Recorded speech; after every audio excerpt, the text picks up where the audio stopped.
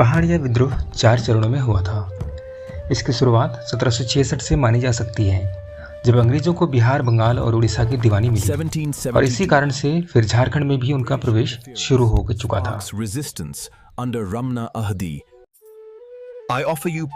1766 से ही राजमहल के इलाके में रहने वाली पहाड़िया जनजातियां अंग्रेजों का विरोध करती हैं।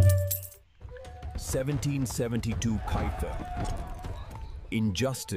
क्योंकि उन्हें पता है कि ब्रिटिश हमारे क्षेत्र को अपने कंट्रोल में लेने और यहाँ से टैक्स वसूलने आए हैं।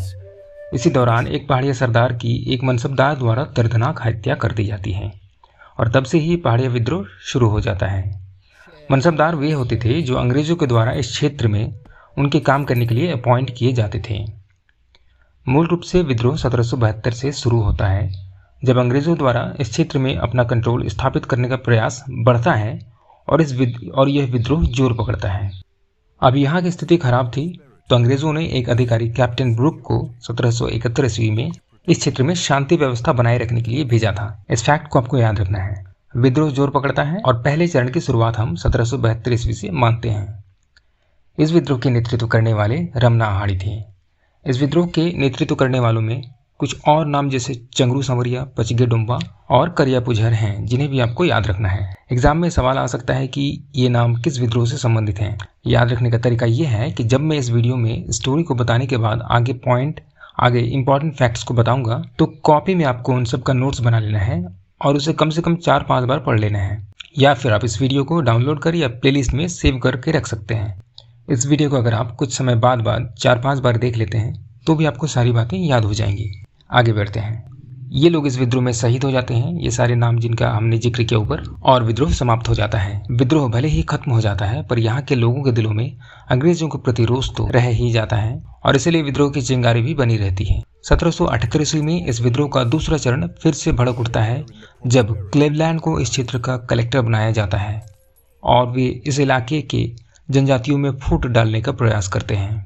क्लीवलैंड यहाँ पहाड़िया जनजातियों को नकदी भत्ता देना शुरू करते हैं। दोस्तों, इस इलाके में पहाड़िया के साथ साथ और भी जनजातियां जैसे संथाल, घटवार जनजाति रहते हैं और उनका भी इस विद्रोह में साथ रहता है।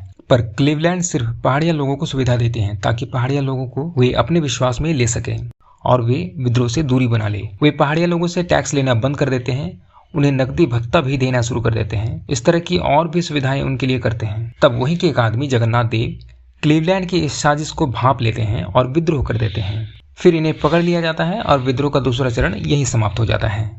विद्रोह का तीसरा चरण 1779 ईस्वी में स्टार्ट होता है। इसके बारे में आपको बस इतना ही याद रखना है, इसके बारे में ज़्यादा जानकारी नहीं मिलती है। इस विद्रोह का चौथा चरण 1781 में शुरू होता है, जब अंग्रेजों ने इस क्षेत्र को दामिन ए कोह बनाने की घोषणा की। दामिन ए कोह यानी सरकारी जमीन। इस विद्रोह का नेतृत्व इसी इलाके के एक जगह महेशपुर की रानी सर्वेश्वरी ने किया था। रानी सर्वेश्वरी को पकड़ लिया जाता है और इन्हें भागलपुर जेल में डाल दिया जाता है। इस प्रकार से इस विद्रोह का अंत हो जाता है। दोस्तों, आइए आगे हम इंपॉर्टेंट फैक्ट्स को देखते हैं, जिन्हें आपको याद रखना है, जो आपके एग्जाम्स के लिए जरूरी होंगे। यह विद्रोह मुख्य रूप से 1772 से 1782 के बीच हुआ। इसे 4 चरणों में बांटा गया है। पहला चरण 1772 ईस्वी में, दूसरा चरण 1778 ईस्वी में, तीसरा चरण 1779 ईस्वी में और चौथा चरण 1781 से 1782। इस विद्रोह के मुख्य क्षेत्र थे राजमहल, साहिबगंज, गुड्डा और पाकुड़। ये आज संथाल परगना का क्षेत्र कहलाता है, पूरा एरिया। अब जानते हैं विद्रोह के कारण। सबसे पहले ब्रिटिश शासन ने पहाड़िया जमीन और संसाधनों पर अतिक्रमण स्टार्ट किया। दूसरा कारण है जमींदार और अन्य मध्यस्थों ने लोगों का शोषण और अत्याचार किया। तीसरा कारण है मनसबदारों द्वारा पहाड़िया सरदार की हत्या। इन सभी कारणों से पहाड़िया जनजातियों में ब्रिटिश शासन के खिलाफ गहरा रोष पैदा हुआ। पहाड़िया विद्रोह में अलग अलग चरणों में अलग अलग नेताओं ने नेतृत्व किया।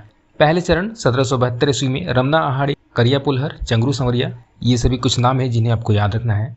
दूसरे चरण 1778 ईस्वी में जगन्नाथ देव ने नेतृत्व किया, जिन्होंने क्लीवलैंड के नकदी भत्ते देने की जो चाल थी उस साजिश को समझा और इसने विद्रोह को शुरू किया था। फिर इसे भी पकड़ लिया गया, विद्रोह समाप्त हो गया। चौथा चरण 1781 से 1782 ईस्वी के बीच में हुआ था। ये महेशपुर की रानी सर्वेश्वरी ने इसका नेतृत्व किया था और यह विद्रोह हुआ था दामिन ए कोह की जो घोषणा होनी थी वहाँ के संथाल परगना के एरिया के ज़मीन की, उसके खिलाफ। दामिन ए कोह मतलब होता है सरकारी ज़मीन, तो अंग्रेज इस एरिया की ज़मीन को जो है सरकारी ज़मीन के रूप में घोषित करना चाहते थे और फाइनली अंग्रेज़ों ने इसे दामिन ए कोह के रूप में इस क्षेत्र को घोषित कर भी दिया था।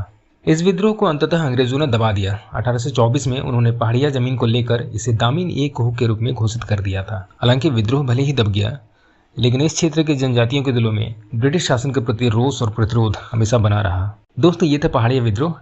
ये हमारे ट्राइबल रिवोल्ट सीरीज का चौथा वीडियो है। आगे हम और भी वीडियोस लाते रहेंगे। आप हमारे साथ बिल्कुल जुड़ें। जुड़ने के लिए डिस्क्रिप्शन में मैंने टेलीग्राम चैनल का लिंक दिया है, उस पर क्लिक कर टेलीग्राम चैनल से बिल्कुल जुड़ जाएं दोस्तों।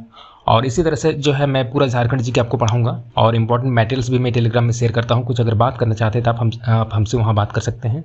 तो टेलीग्राम चैनल में जुड़ना बिल्कुल ना भूलें, ठीक है। मिलते हैं अगले वीडियो में। Thanks for watching.